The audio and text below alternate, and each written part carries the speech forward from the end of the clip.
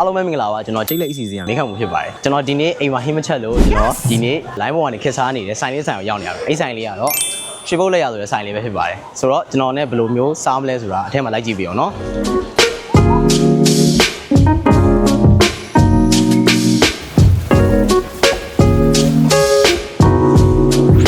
ကျွန်တော်အခုစားစားမှာဖြစ်ပါတယ်ရမ်းများတော့ဘာစားမှမသိအောင်ပြက်နေပြီဆိုတော့ဒီဆုံးဒီကောင်လေးရင် try နေတယ်ပေါ့နော်ဒါကြောလုံးလားမသိဘူးကြောလုံးလေးစားနေမှာဖြစ်ပါတယ်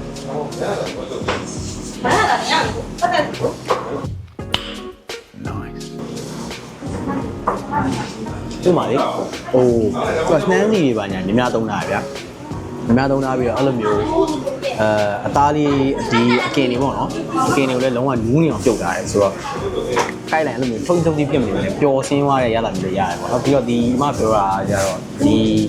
မျိုးတွေကို3နိုင်နေနာရီလောက်ဒီချိန်ယူပြီးတော့ကြိုလုပ်တယ်လို့ပြောတယ်ပေါ့နော်ကျွန်တော်အခုရောက်နေတာ3နိုင်ပွဲပဲရှိတယ်ဆိုင်က1နိုင်ပွဲဖွင့်တာ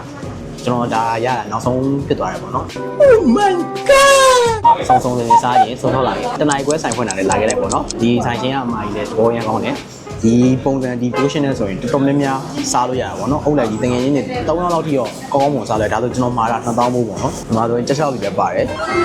ချက်ချောက်လည်းပါတယ်ချက်ချောက်ကလူလာမျိုးကကျွန်တော်စားမင်းစားကြည့်မှာဖြစ်ပါတယ်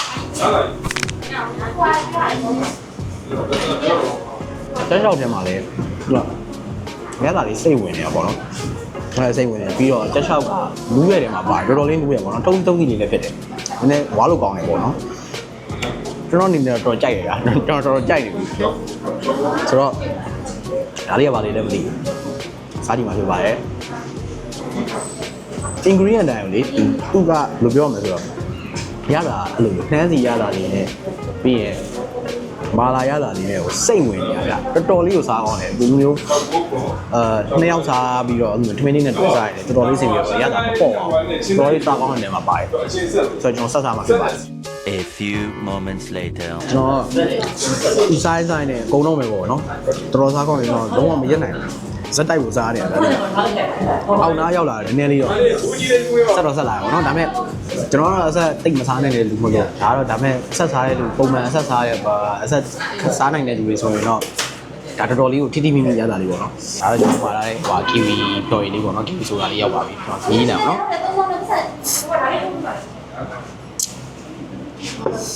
မိုက်တယ်ဗျအဲ့ဒီဟိုလာရင်လေ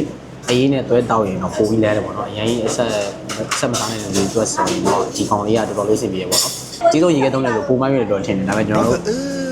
ဒီနေ့ကသူတို့ကုန်သွားလို့ဆိုပြီးကျွန်တော်မရလိုက်ဘူးပေါ့နော်ဒါပေမဲ့စင်ပြေတယ်တော်တော်စင်ပြေတယ်တော်တော်စားကောင်းတယ်ဗျာသိလား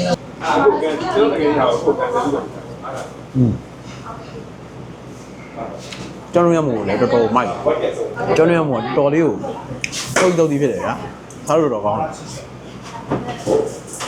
ကျွန်တော်အများကြီးမပြောတော့ဘူးဗျာလာစားကြည့်လိုက်တော့တော်တော်မိုက်တယ်ဗျာသိလား